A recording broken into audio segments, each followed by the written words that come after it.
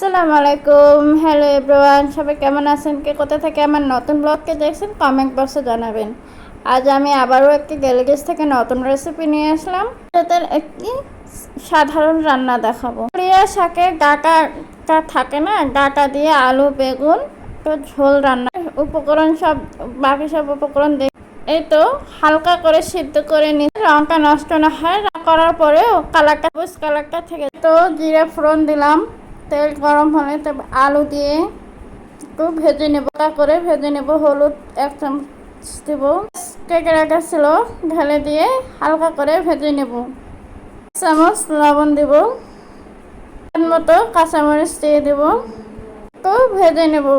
সব কিছু দিয়ে ভেজে নেব। আলুটা উঠে রেখেছিলাম, মুরগির চামড়িটা দিয়ে দিলাম। মুরগির চামড়ি দিয়ে আসলে এটা রান্না করলে অনেক স্বাদ হয়। মুরগির মাংস যেভাবে কষাতে হয় সাথে আমেরিকা আপনারা তো জানেনই, তাও একটু বলে দিলাম। খুঁড়িয়ে কাঁটাগুলো সিদ্ধ করা ছিল ঢেলে দিলাম। আপনারা কি এইভাবে রান্না করে কখনো খেয়েছেন? খুঁড়িয়ে কাঁটা রান্না কখনো কোথাও দেখিনি খুঁড়িয়ে কাঁটা রান্না করা। আমরা বাসায় এভাবে রান্না করে খাই, তাই আপনাদের সাথে একটু শেয়ার। তো এভাবে একটু কষিয়ে নিতে হবে মুরগির চামড়ির সাথে। ভেজে রাখা আলুগুলো দিয়ে দিলাম। আলু আর খুঁড়িয়ে কাটা চামড়ি আবারও একসঙ্গে মিশিয়ে কষিয়ে রান্না করতে হবে। তো প্রায় সব ধরনের রান্না দেখাই। আমার রান্নাগুলো কেমন লাগে তা জানাবেন কমেন্ট বক্সে।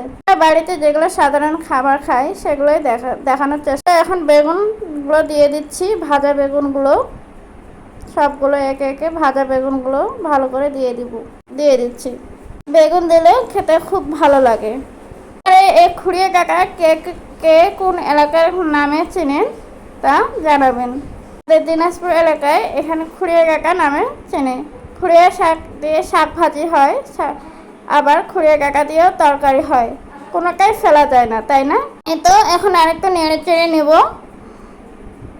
একটু ভালোভাবে কষিয়ে নেব।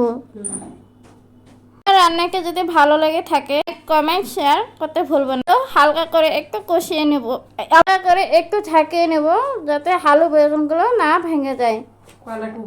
মনে করবেন না, আমার আম্মা একটু কথা বলে নিয়েছে। একটু ঢেকে দিলাম।